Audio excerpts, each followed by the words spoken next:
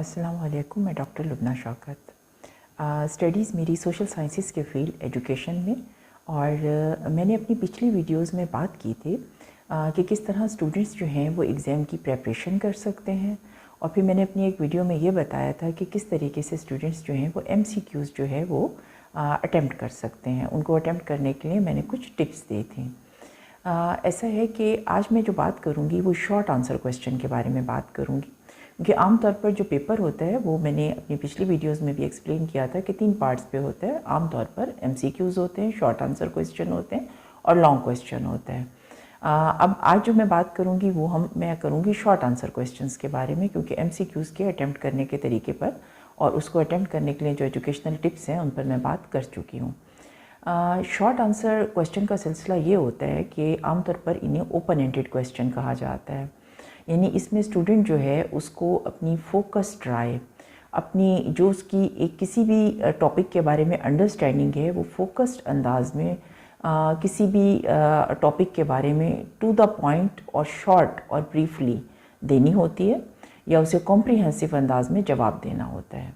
अच्छा, इसमें यह है कि जब भी कोई भी स्टूडेंट, मैं ज़्यादातर जो एग्जांपल्स ले रही होती हूँ वो अपने सब्जेक्ट से रेलेवेंट ले रही होती हूँ, लेकिन तमाम स्टूडेंट्स जो किसी भी सब्जेक्ट के हैं, क्योंकि मैं ये जनरल टिप्स बता रही हूँ तो वो अपने सब्जेक्ट का कंटेंट तो वही रखेंगे जिसमें भी वो हैं, फिज़िक्स, केमिस्ट्री, बायोलॉजी या सोशियोलॉजी या वो साइकोलॉजी में है, वो किसी भी सब्जेक्ट में है वो अपना कंटेंट तो वही रखेंगे। लेकिन जो जनरल टिप्स मैं दे रही हूँ उन टिप्स की बुनियाद पर वो शॉर्ट आंसर क्वेश्चन जो हैं वो बेहतर तरीके से अटैम्प्ट कर सकते हैं।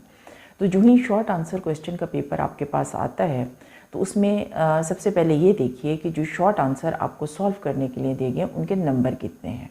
यानी वो 2 नंबर का एक क्वेश्चन है, वो 3 नंबर का है, 4 या 5 नंबर का एक क्वेश्चन है। यानी सबसे पहले ये देख लीजिए कि क्वेश्चंस के मार्क्स कितने हैं, उसके बाद आपने क्वेश्चन जो है वो अटेम्प्ट करना है, क्योंकि जितने मार्क्स होंगे उसी हिसाब से आपने उस पेपर में उस क्वेश्चन के बारे में डिटेल्स जो है वो लिखनी होती है। बाज़ों का ऐसा होता है, जैसे फॉर एग्ज़ाम्पल ये है कि डिफ़ाइन एजुकेशनल रिसर्च, तो मैं अपने टॉपिक से, अपने सब्जेक्ट से मुतल्लिक एग्जांपल्स दूंगी, तो बाकी लोग अपने हवाले से इसको जो है वो देख लें। अच्छा, उसमें ये है कि डिफ़ाइन एजुकेशनल रिसर्च। अब सबसे पहले ये देखिए कि ये पहला सवाल है और उसके अगेंस्ट नंबर कितने हैं। और साथ में बाज़ टीचर्स ये करते हैं कि जब शॉर्ट आंसर क्वेश्चन का पेपर देते हैं तो वो नीचे स्पेस दे देते हैं। यानी अगर 10 सवाल हैं तो 10 सवालों के नीचे इतनी स्पेस मौजूद होती है और स्टूडेंट ने उसी स्पेस में जवाब लिखना होता है। तो उसमें यह है कि आपने एक तो नंबर देखने हैं कि इस क्वेश्चन के नंबर कितने हैं, और दूसरा स्पेस देखनी है कि टीचर ने स्पेस कितनी दी है, और फिर उसी स्पेस में कॉम्प्रिहेंसिव, टू द पॉइंट और फोकस्ड फॉर्म में जवाब दीजिए। अब व्हाट इज़ एजुकेशनल रिसर्च है, फॉर एग्जांपल इसके 2 नंबर हैं, तो आप व्हाट इज़ एजुकेशनल रिसर्च में इसकी डेफिनेशन आपने लिखनी होती है। जब भी व्हाट इज़ से सवाल शुरू होता है तो आपने डेफिनेशन लिखनी होती है। तो आप लिखेंगे एजुकेशनल रिसर्च इज़, और आगे उसको इज़ डिफाइंड एज, इसको इस तरीके से डिफ़ाइन किया जाता है, या एजुकेशनल रिसर्च इज़, आगे आप डेफिनेशन लिख सकते हैं। तो या जस्ट आप उसको उसके पर हेडिंग नीचे दे के डेफिनेशन और उससे आगे उसकी डेफिनेशन लिखते हैं, तो ये कंप्लीट हो जाता है एक क्वेश्चन। और अगर ये 2 नंबर का है, अगर ये कि ये क्वेश्चन 3 नंबर का है या 4 नंबर का है कि डिफ़ाइन एजुकेशनल रिसर्च या व्हाट इज़ एजुकेशनल रिसर्च, चौके नंबर ज़्यादा हैं और सिर्फ डेफिनेशन जो है वो आपको नहीं देनी, तो उस सूरत में आप लिखें educational research is defined as. यानी व्हाट इज़ एजुकेशनल रिसर्च, तो आपने जो इंग्लिश लिखनी है उसके अंडर वो इस तरीके से लिखनी है कि educational research is defined as, और उसके नीचे डेफिनेशन लिखिए और फिर उसमें आप एग्जाम्पल दे दें, फॉर एग्जाम्पल। और एग्जाम्पल में आप बताएं कि जितने भी टॉपिक हैं जो कि एजुकेशनल रिसर्च के प्रॉब्लम सॉल्व करने से मुतालिक होते हैं, जो हमारे तालीमी अदारों से मुतालिक किसी भी मसले को सॉल्व करने से मुतालिक टॉपिक हैं, वो एजुकेशनल रिसर्च में शामिल होते हैं। अच्छा, ये 3 नंबर का सवाल है। इसी तरह अगर आ जाता है कि स्टेप्स ऑफ एजुकेशनल रिसर्च, उसमें ये कि describe briefly steps of educational research, और ये जो है वो 5 नंबर का सवाल है। अगर तो 2 नंबर का सवाल है तो आपने जस्ट स्टेप्स 1, 2, 3, 4, 5 लिखते हैं, क्योंकि वो 2 मार्क्स का सवाल है। और उसमें एक चीज़ ध्यान में रखिए कि चीज़ों को जो है वो बहुत ज़्यादा पैराग्राफ में लिखने के बजाय डायग्राम के फॉर्म में, नंबरिंग के फॉर्म में लिखने की कोशिश करें, क्योंकि इससे ये फ़ायदा होता है कि आपका जो टीचर है या जो एग्जामिनर है उसने बहुत सारे पेपर चेक करने होते हैं।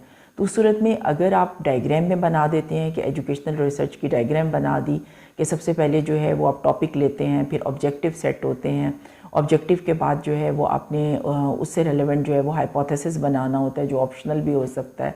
उसके बाद जो है वो आपने इसकी लिटरेचर रिव्यू के बारे में बात करनी होती है, फिर मेथोडोलॉजी आ जाती है, फिर इसके बाद जो है वो डाटा कलेक्शन है और उसके बाद डाटा एनालिसिस और रिजल्ट्स आ जाते हैं।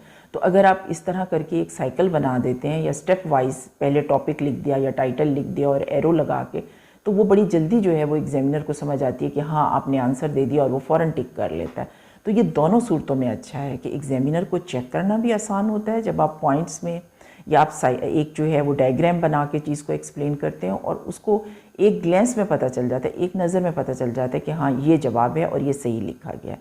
तो उस सूरत में वो एग्जामिनर रिलैक्स रहता है और फ़ौरन पॉइंट्स देखता है और आपको पॉइंट भी सही मिल जाते हैं। बिल्कुल इसी तरह अगर आपने एक सवाल है कि अगर स्टेप्स ऑफ एजुकेशनल रिसर्च में कि describe steps of educational research briefly या briefly describe steps of educational research, अब उसमें 5 नंबर हैं। तो 5 नंबर में ज़ाहिर बात है कि सिर्फ स्टेप तो नहीं लिखने होंगे, यानी आप नंबर देखेंगे और फिर आंसर देंगे। तो उसमें आपने हर स्टेप को एक एक लाइन में एक्सप्लेन भी करना होगा। टाइटल और टॉपिक का मतलब ये है कि से आपने उस काम को करने के लिए या उस रिसर्च के लिए टॉपिक आपने सेलेक्ट किया है, कोई भी आप फर्जी टॉपिक लिख सकते हैं, उसकी एक थोड़ी सी डिटेल देंगे। फिर उसके बाद ऑब्जेक्टिव कि आपने जो काम करना है उससे मुतल्लिक चंद सवाल या कुछ ऑब्जेक्टिव आपको मुतय्यन करने होते हैं। इसी तरह स्टेप वाइज आप आगे चलते जाएंगे, यानी हर स्टेप को ब्रीफली एक एक लाइन में एक्सप्लेन करेंगे।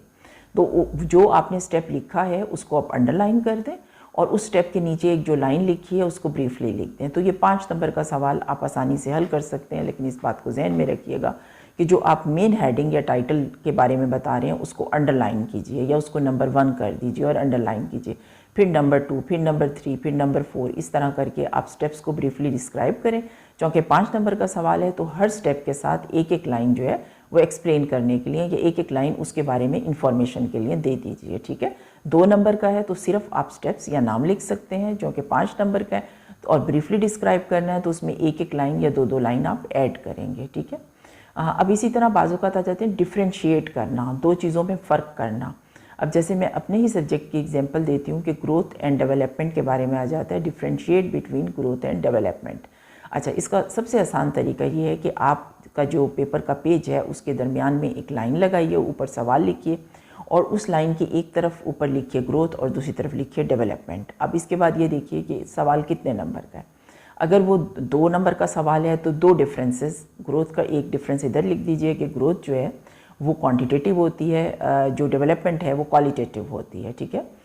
उसके बाद दूसरे उसमें आप लिख सकते हैं कि जो ग्रोथ है वो आप डायरेक्टली उसको ऑब्ज़र्व कर सकते हैं और जो डेवलपमेंट है उसको आप फील कर सकते हैं, यानी जो ग्रोथ है वो आप उसको देख सकते हैं, जैसे हाइट का बढ़ना, वेट का बढ़ना, ये जो है वो ग्रोथ में आ रहा होता है। और डेवलपमेंट हमारे एटीट्यूड का, हमारी अंडरस्टैंडिंग का बढ़ना है, तो हम इसको फील कर रहे हैं, इसको हम इनडायरेक्टली ऑब्जर्व कर रहे होते हैं।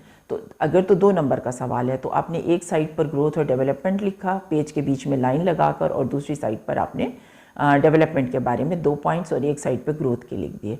और नीचे आप लिख दें कंक्लूजन। आप कंक्लूजन में लिखेंगे कि growth is different from the development on the basis of quantitative and the development is qualitative, and on the basis of the fact that the growth is directly observable and the development is indirectly observable। तो जो आपने ऊपर लिखा है उसी को कि difference between growth and development is, ठीक है, ये कंक्लूजन आप दे रहे हैं। ऊपर आपने 2 पॉइंट्स लिख दिए, एक साइड पे ग्रोथ, एक साइड पे डेवलपमेंट। अब आपने नीचे कंक्लूजन दे दिया कि growth is different on the basis of quantitative and observable points, and the development is qualitative and non-observable, यानी ये non-observable डायरेक्टली इनडायरेक्टली ऑब्जर्वेबल आप कह सकते हैं, यानी ये डायरेक्टली नहीं देखी जा सकती डेवलपमेंट। ये हमारा रवैया, हमारी थिंकिंग, हमारा एटीट्यूड, हमारे बिहेवियर से पता चलता है, तो ये इनडायरेक्टली ऑब्जर्वेबल है।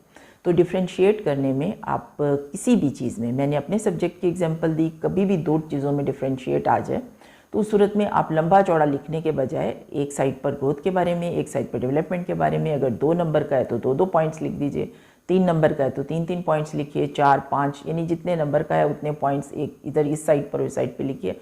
और कंक्लूजन में वही चीज़ें जो आपने बताई हैं। अच्छा, एक चीज़ का और ख्याल कीजिए कि आपने जो डिफरेंसेस बताए हैं उनको अंडरलाइन कर दीजिए। जैसे क्वालिटेटिव है, जो डेवलपमेंट है उसको अंडरलाइन कर दीजिए, ग्रोथ क्वांटिटेटिव है तो उसको अंडरलाइन कर लीजिए। अब आपको एग्जामिनर जो है वो जस्ट एक ग्लेंस में देख लेंगे कि हाँ ये मैंने पेपर चेक करना है और ये अंडरलाइन की हुई चीज़ें सही हैं।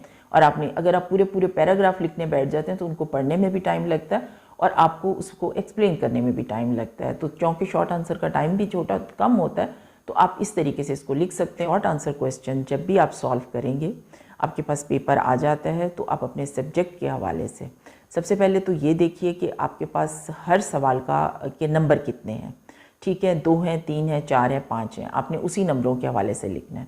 उसके बाद ये देखिए कि आपके पास टाइम कितना है। हर सवाल के लिए टाइम डिवाइड कर लीजिए शुरू में ही।